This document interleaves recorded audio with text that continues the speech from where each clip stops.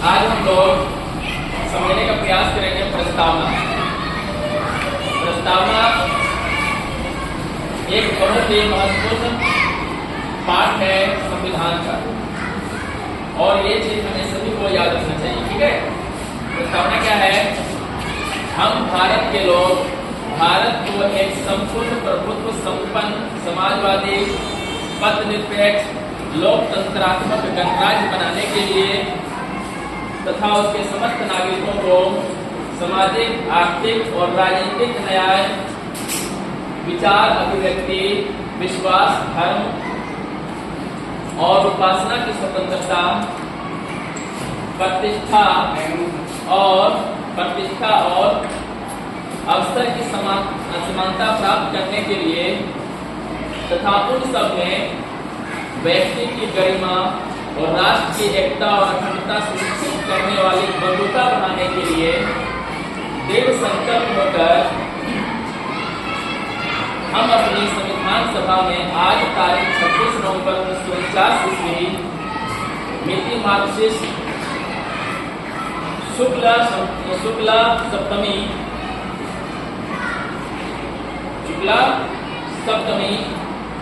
2006 विक्रमी को एतद द्वारा इस संविधान को अंगीकृत, अधिनियमित और आत्मांकित करते हैं। याद रखेंगे। अब ये चीज क्या है? ये जो प्रस्तावना जो है, प्रस्तावना क्या है? तो प्रस्तावना को समझ लेते हैं। प्रस्तावना क्या है?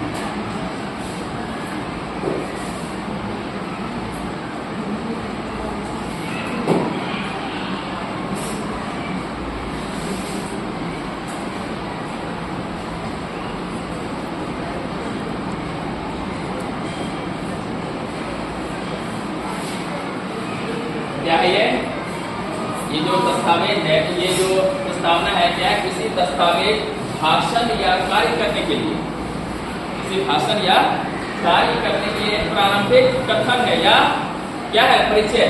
क्या ये कथन है या कोई भी काम शुरू करने के लिए कथन है ना?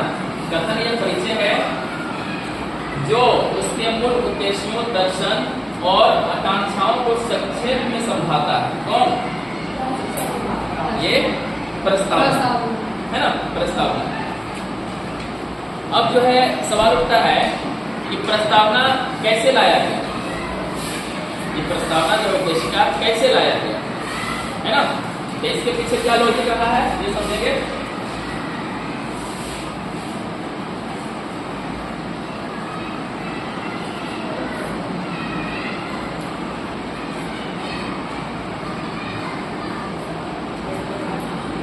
जब प्रस्तावना कैसे लाया गया, तो संविधान सभा में